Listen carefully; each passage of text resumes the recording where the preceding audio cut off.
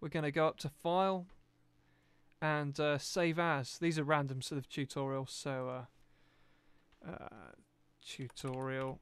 We're actually on tutorial 2 now, aren't we? So I'm going to put tutorial 2 and save. Okay, so our track's pretty exciting, and we're going to build up on that and mix it down at some point, but we need some sounds, so it's going to get a simple bass sound going, I guess. So we're going to right click where we had this audio track, and this time we're going to go to instrument track and click on that, and you have to choose a VST instrument here. It says no VST, that's no good, so we're going to go to synth, and I'm going to choose something that that everybody has, hopefully.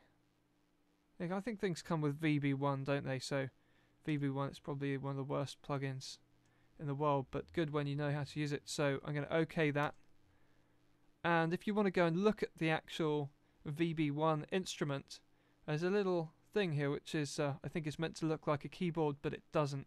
So you click on that, and you can see what this instrument looks like. It's a guitar. So that's completely irrelevant to what we're doing, but never mind.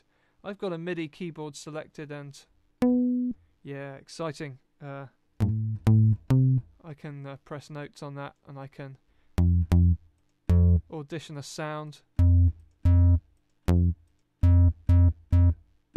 That sounds like something could happen.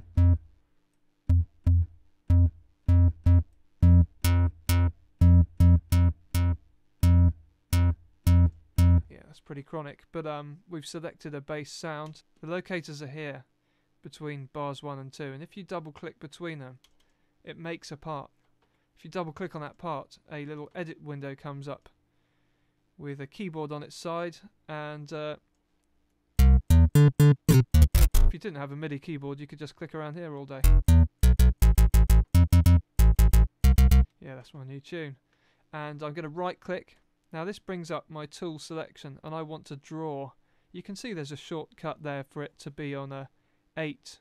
You can see what the shortcuts are, so that's really good. I'm just going to select that and draw. So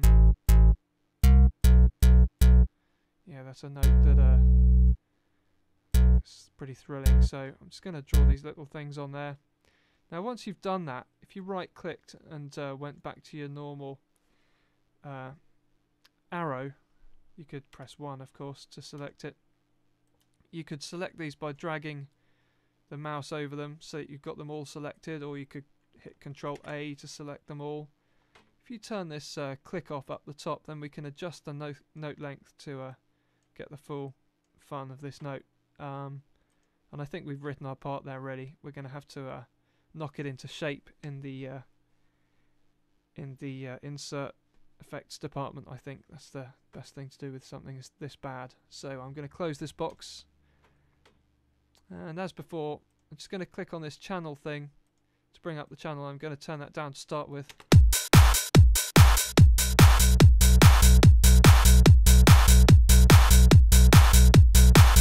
Now roughly speaking, if you're doing something like hard house or actually house, usually your kick volume doesn't want to be any smaller than the bass, or rather the bass doesn't want to ride over the volume of the kick. In hard house, with these sort of offbeat things where the bass doesn't run over the top of the kick, you can have it at the same volume, so you can hear that's about right,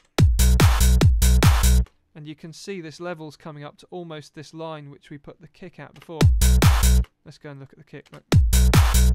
There it goes, and here's the bass. Wow. So we've learned how to use an instrument track, install an instrument, and write something. The next part is going to be about insert effects, because this sound is so bad that we're going to have to do something about that. Wrap your hands around my soul, only you can